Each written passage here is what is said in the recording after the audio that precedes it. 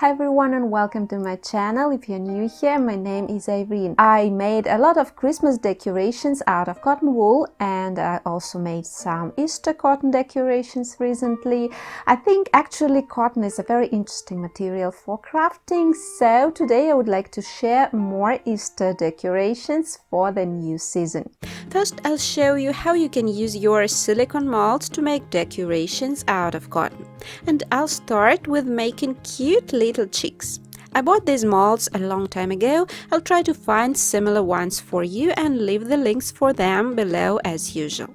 I'm covering the mold with white glue and placing thin pieces of cotton into the mold, pressing the cotton really well with a brush to the mold insides. I'm adding a lot of glue to be sure the cotton is soaked through.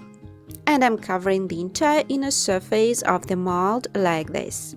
By the way, I got some comments about working with cotton, that it's so hard to work with and that it sticks to everything. I think this depends a lot on the glue you're using. I'm buying the cheapest and the worst quality glue I can find for making cotton ornaments, like Dollar Tree white glue.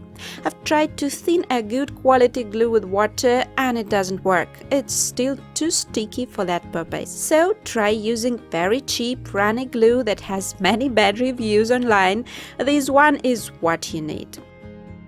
So I've filled all the molds and then I'm sanding them to dry well. Best is to keep them near a heater for a couple of days or place them into a fruit dryer. They take a long time to dry as the glue evaporates really slowly out of the molds. Then I'm taking the finished bases out of the molds. One of these is not good. I've missed a section of the mold when filling it with cotton, so it has a big hole, but I'll try to fix it. I'm cutting off the excess cotton along the edges. By the way, if you bring the edges of the cotton shreds out when filling the molds, then it's much easier to keep the cotton sticking to the insides of the molds. That's why I always have these shreds sticking out. Now I don't need them anymore, and so I'm cutting them off. Next, I'm coating the bases with glue from the inside and stuffing them with more cotton to make them solid. If you don't really like the final shape anywhere, you can also adjust it at this stage. For example, when making birds, I often fail to get beaks. It's difficult to stuff cotton really tightly there. Here you can build up this beak or close up somehow. I'm drying the chicks well and now they are ready for painting. I usually paint with acrylics simply because I have used to it and I have many shades, but you can paint with watercolors or gouache or tempera or even pre-paint cotton wool using fabric dyes. I want to try dyeing cotton wool like this, but it's very messy, so I think I'll leave it till I can work outside. I'm making the cheeks pale yellow and I thin the acrylic with water to make the color less intense. I'm making the beaks and the feet bright yellow.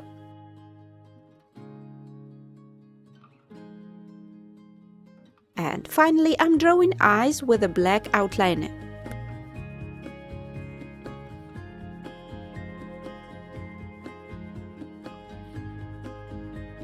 And I'm also hot gluing tiny ribbon bows on the cheeks.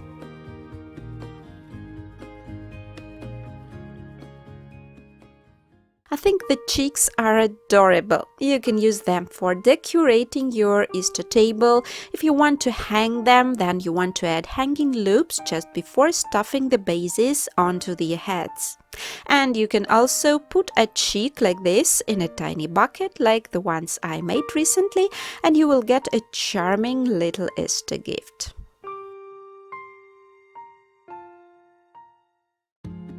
These chicks and molds are so nice, but not everyone has such molds, so today I want to make birds without any molds as well.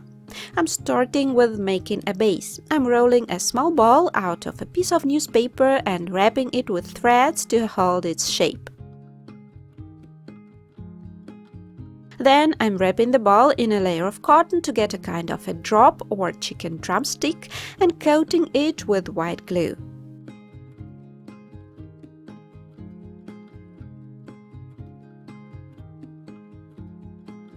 I'm drying it a little with a hairdryer and I'm placing a cotton ball over the drop, the future head.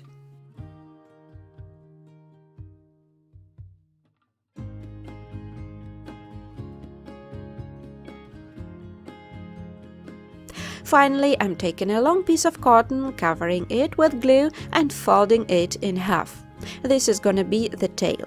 I'm tucking the sides of the tail a little to make it tapered at the base, and I'm attaching the tail to the body. Then I let it dry well.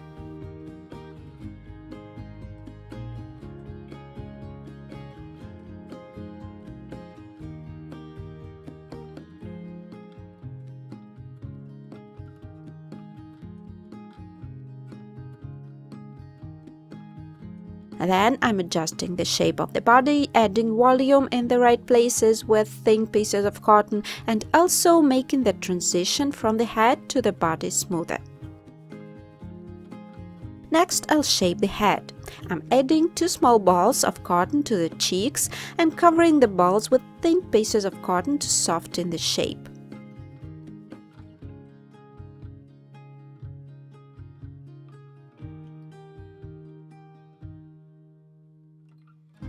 I'm twisting a small piece of cotton into a cone and attaching the beak to the head. Also, I'm adding some volume to the forehead.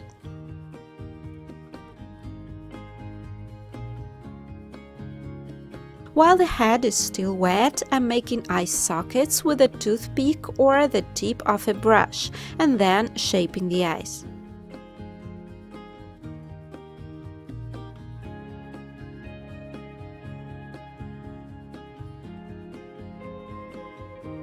In order for the bird to stand well on the surface, I'm making feet. I'm attaching 2 loops of cotton to the tummy, placing the bird on the table and correcting the shape of the feet with a toothpick.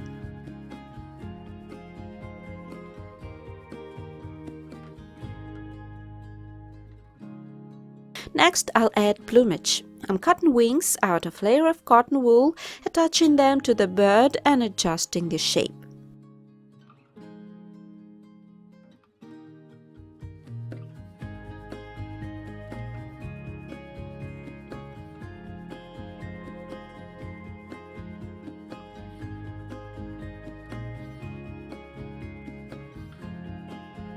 Then I'm placing a thin, almost transparent layer of cotton on a non-absorbent surface. I'm using a Dollar Tree plastic table mat for this purpose, and I'm coating the cotton with glue to soak through. After that, I'm folding this piece, making small pleats, like on a pleated skirt. I'm cutting the folded piece in half and attaching one of these halves onto a wing. I'm directing the pleats down and adjusting the shape with a toothpick, making a neat tip. Similarly, I'm laying the second pleated piece of cotton onto the second wing.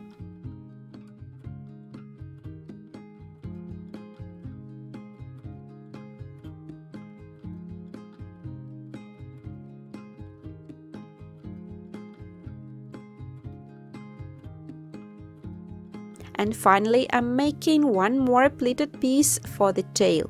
I'm not cutting this piece, but attaching it both to the top and to the bottom of the tail, bending it in the middle.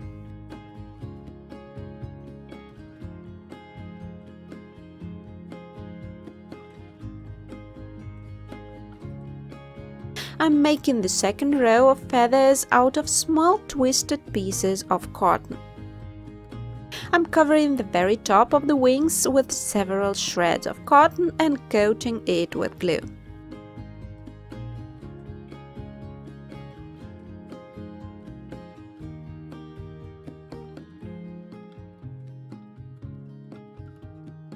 I let the birds dry well. I've made 3 of them and coating the bases with white glue again. This time I'm using a good quality glue. It will make a strong crust on cotton, so the finished ornaments will get very firm.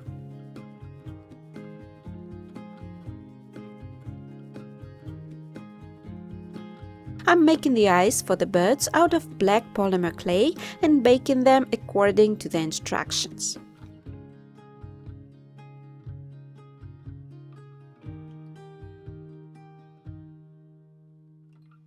To make the eyes shiny, I'm covering them with clear nail polish.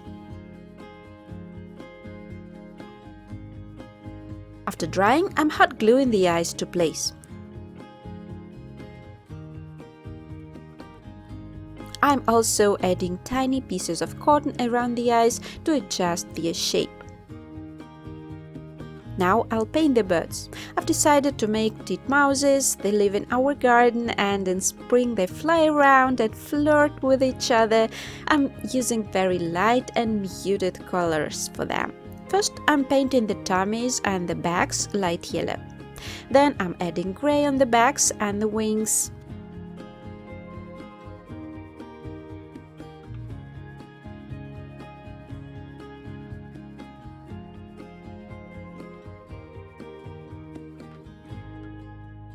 I've decided to make blue titmouses, so I'm drawing a mask on the head and tinting the lower parts of the wings black.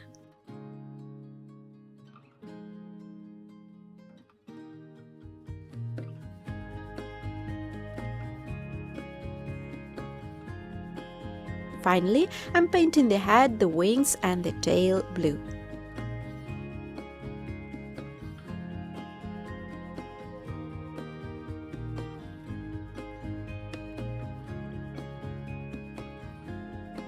Oh, I've almost forgot. I also need to draw a stripe on the tummy and paint the feet. Alas, I have very little painting skills, so I can't say that I'm very much pleased with the final look of the titmouses. Still, the birds are very cute. If you are not good at painting like me, you can paint them plain pastel colors and use them for decoration just like this.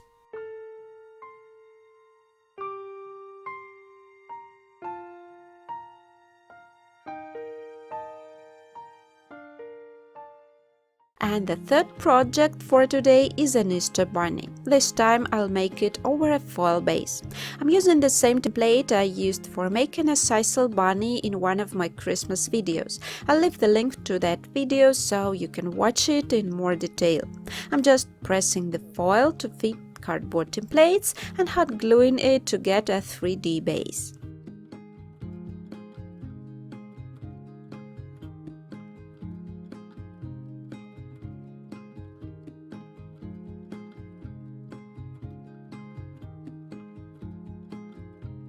First I'm making a body with a head, arms, legs and ears, and then I'm assembling everything. The shape is pretty approximate here, this is just the base. By the way, the foil bunny will come out quite heavy, keep this in mind. If you want to hang it later, then it's better to use newspapers as a filler. And in this case, I like that it's gonna be quite heavy, it will be more stable like this. I'm covering the finished figure with cotton using thin cotton layers.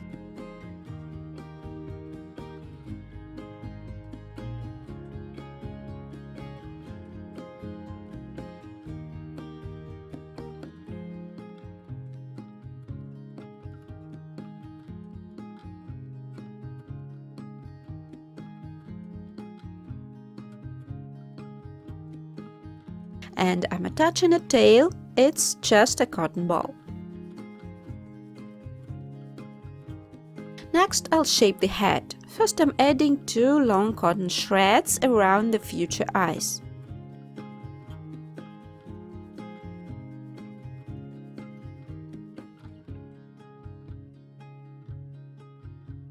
I'm also adding a few more pieces of cotton to make the cheeks.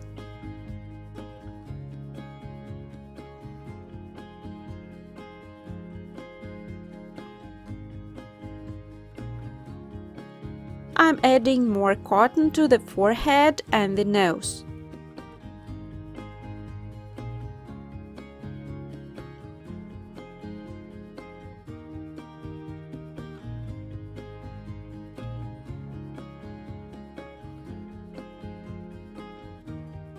And I'm attaching 2 balls of cotton to the muzzle.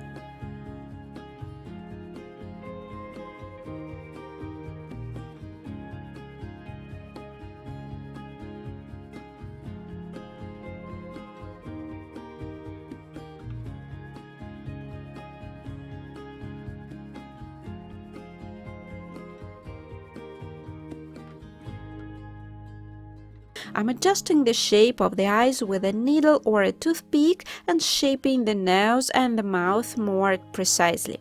This is pretty similar to working with clay, but with cotton all the shaping is effected either with a brush or a stick.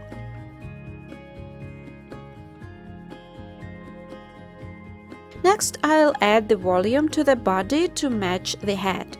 After the shaping, the head became much larger, so I'm lengthening the arms and the legs a little and also adding some volume to the butt. Only on our channel can you see the transformation of the bunny in Kim Kardashian style. Where else can you see this? Next, I'll add some texture. I've also shown you this technique before. By the way, I have quite a lot of videos about cotton already, so I've made a playlist about cotton ornaments. I'll leave the link to it in the description box below. So I'm separating a thin, almost transparent layer of cotton from a roll. The thinner it is, the better. I'm coating it well with glue so that the cotton is soaked through, and then I'm gathering the cotton towards the center with a thick needle or a toothpick, working in short movements, making small folds. I'm attaching the finished piece of texturized cotton to the bunny and finally shaping it there. I'm trying to make really small folds to imitate fur. The texture looks curly. I think a teddy bear would look gorgeous if made using this technique.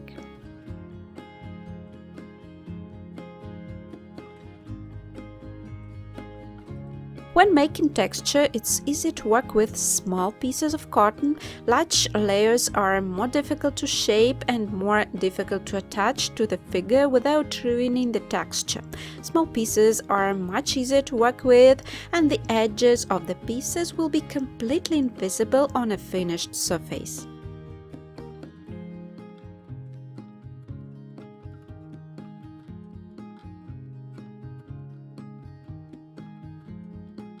I'm texturizing the entire bunny except for the inside of the ears, the tips of the paws and the muzzle.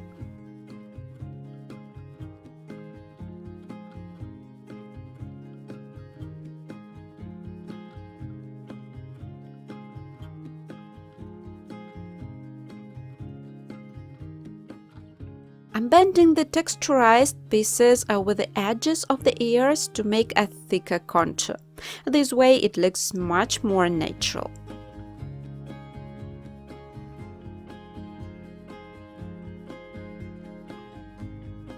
I'm leaving the bunny to dry well and covering it with more glue to make the surface firm and crusty. I'm making the eyes out of brown polymer clay and baking them according to the instructions.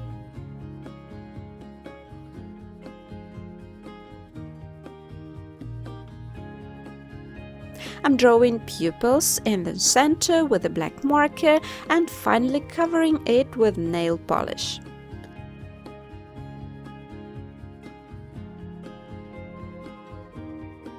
And then I'm hot gluing the eyes to place. Next, I'll paint the bunny. I'm painting the inside of the ears and the nose with pink acrylic, thinning it with water. I'm painting the body light gray, and I'm leaving the muzzle, the tummy, the paws and the lower part of the tail white.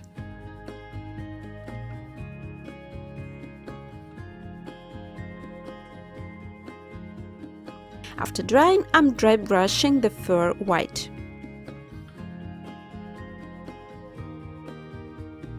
I've decided to make a basket for the bunny. I'm making the base out of a layer of cotton, rolling it into a tube and adding a button from below.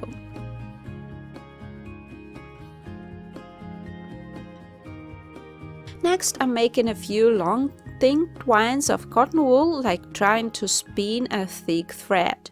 I'm twisting a rope out of these twines and covering the basket from the outside with these cotton ropes.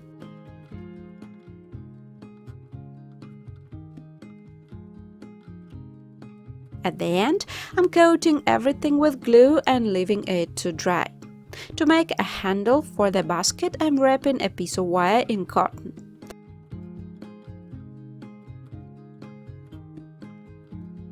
And I'm painting the finished basket brown.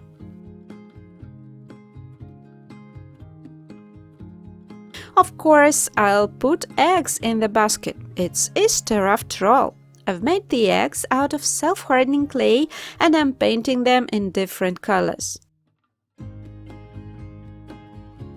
After drying, I'm hot gluing the eggs into the basket and attaching the basket to the bunny.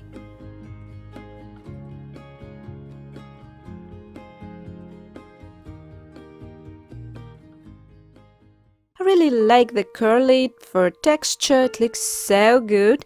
You can try to make cute little sheep like this as well. By the way, please let me know, do you like Easter cotton ornaments and who else would you like me to make?